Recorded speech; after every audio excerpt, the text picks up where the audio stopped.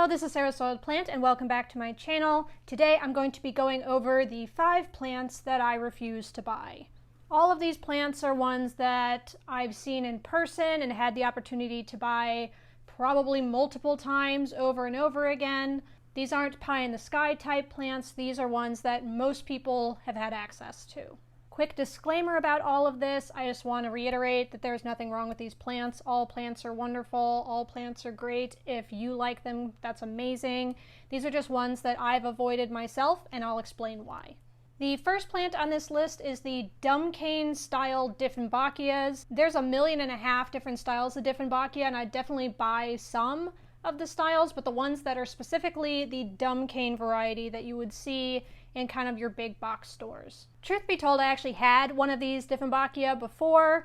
I named it Paolo. It was the only plant I had that I ever named. He is no longer with us, of course, old Paolo.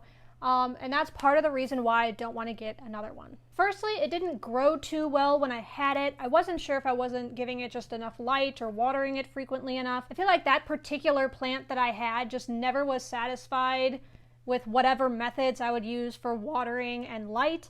Granted, I might be better at it now that I've had probably another year's worth of experience since this one has gone off the mortal coil, but I ended up losing that plant because it had spider mites really badly, and it was one of the sources of spider mites for my plants all last winter. And that's partially because it is very hard to see pests on it, or at least where I had it on a top shelf, so I wasn't able to check it as frequently, and I was treating it, but I feel like it just kept coming back on that plant. Just as a precaution, as well as, you know, I wasn't super thrilled with the plant anyway, I did decide to get rid of it because of the bug problems. But also the reason I wouldn't get one again is because they are very poisonous to animals and people, really. The reason it got its name dumb cane is because it tastes like sugar and it's very sweet when you eat it, but it has this numbing effect where it'll numb your mouth and throat to where you would talk and you would slur and your tongue would get all loose, you know? And it essentially would make you sound dumb or stupid or slow because of the way your mouth would be when you would eat this dumb cane. Now, it's easy enough for someone like me not to, you know, start munching on this plant, but if you're someone with little kids who put everything in their mouths, and including plants, that would be very bad.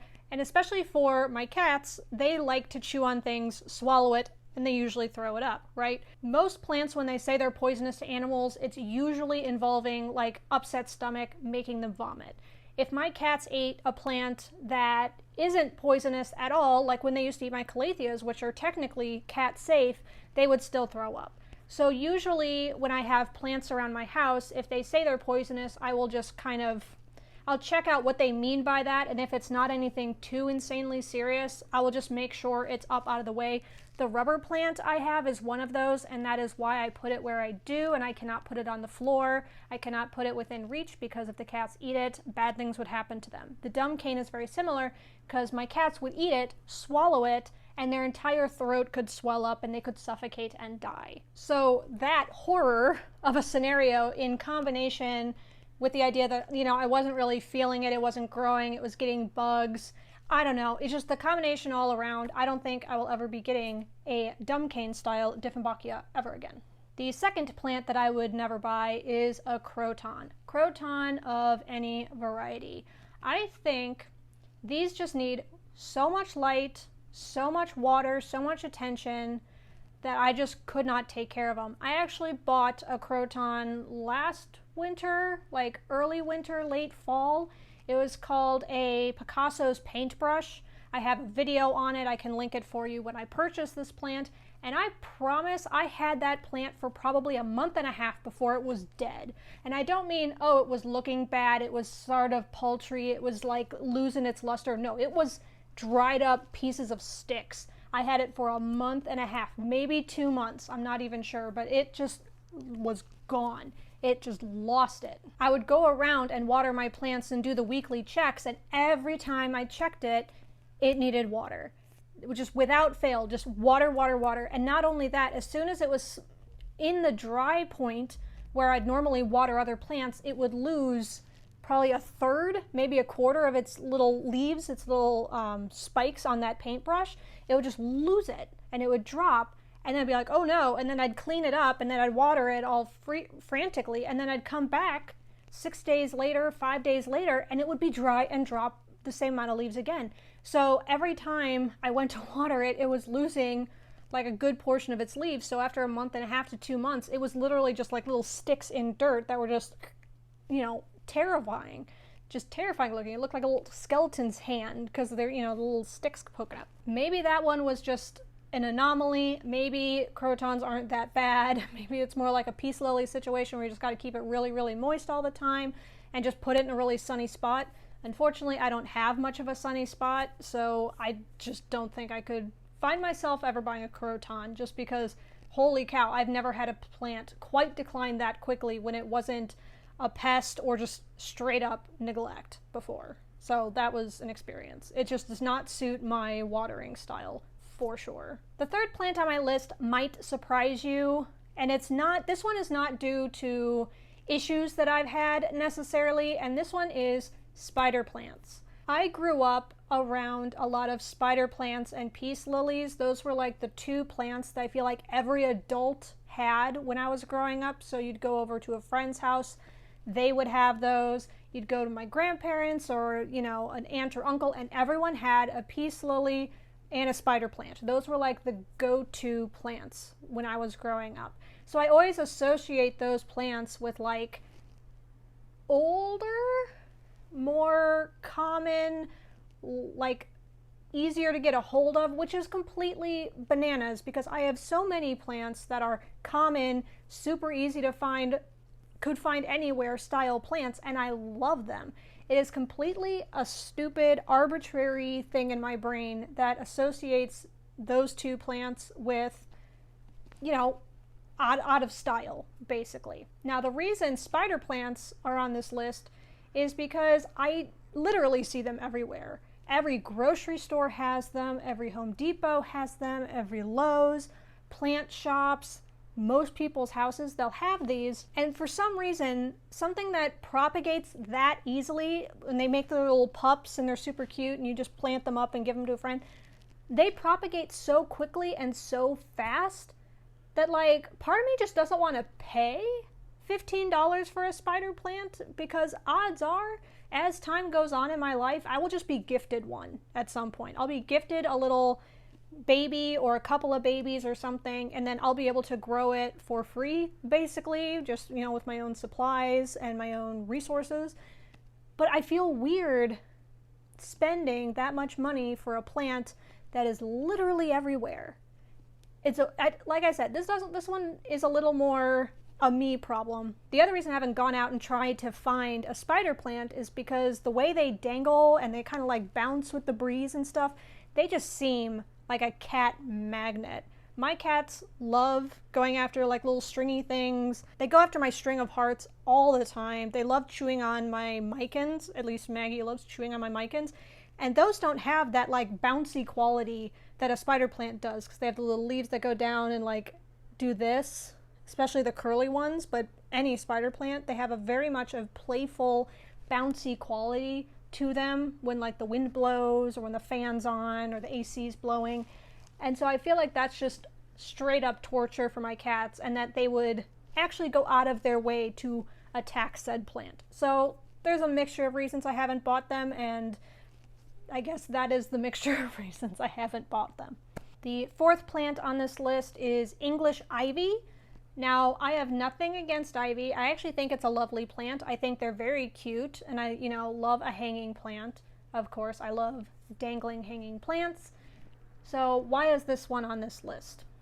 I have heard that they are kind of hard to care for. And when you have a plant that looks so much like a pothos, when pothos are like right there, I don't really understand why you would go for an English ivy over a pothos. Now, I'm not sure why I think they're hard to care for. Maybe they're not.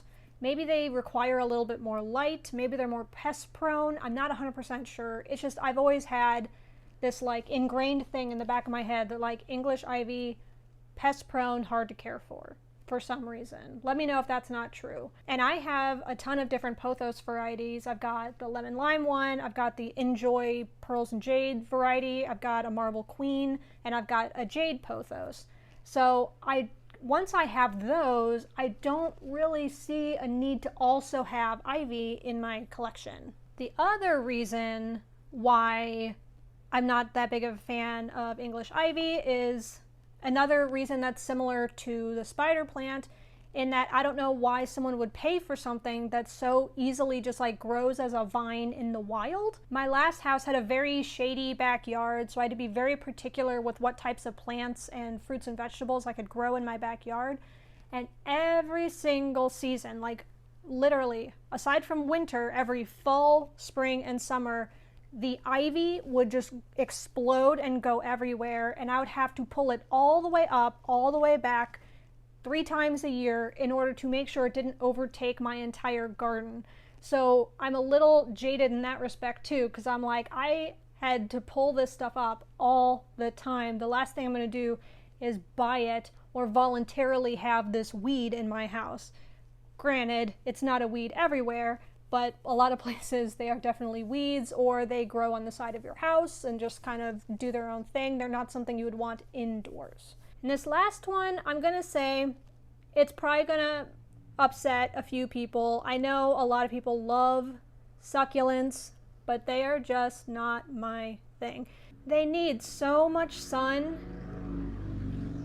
They just need so much sun, and they need the right amount of water. And with plants that don't need water, it's hard for me to, gauge how much or when I should water plants like that. I've killed so many succulents growing up. That's why I thought I couldn't take care of plants. They're marketed as the easiest plant ever, and if you kill these, they're unkillable, right? Well, no, they're very much killable. You could water them once every other month and not put it in a sunny spot. That is what I always did. I would water it according to what all of the rules stated as how often I should water it, but then I wouldn't give it any light and it would die. It would get leggy and then rot away and die every single time. So that's why for years I thought, you can't take care of succulents, you can't take care of plants, because if you can't keep a succulent alive, there is no hope for you. Or that's what I always thought anyway. So moving forward, if I were in a position where I had really, really good light, or I wanted a plant like that, odds are I would go for either a cactus or a euphorbia instead. I like the size and dimension of euphorbia and cacti, where succulents, they're all so small and petite, and I get why that's the appeal for some people. I'm not 100% sure how to elaborate on that, other than I think they're nice when other people have them. I just don't see a spot for me to have them. I generally like plants that can kind of hold their own in a space, even if it's small, but I generally speaking prefer plants that are a little bit more substantial in size than something like a succulent. Thank you so much for watching this video. Hopefully you found it entertaining. Let me know, do you agree, disagree? What are some of your plants that you would never buy? And trust me when I say, every person has their own plant preferences. A lot of people would have Calathea on this list, and that's my favorite plant. So trust me when I say, I don't mean to offend anyone where, these are your plants. That is why there are multiple styles of plants, is for the multiple styles of folk out there. So thank you so much for watching. If you liked this video, don't forget to comment, like, and subscribe down below, and I will catch you next time. Bye!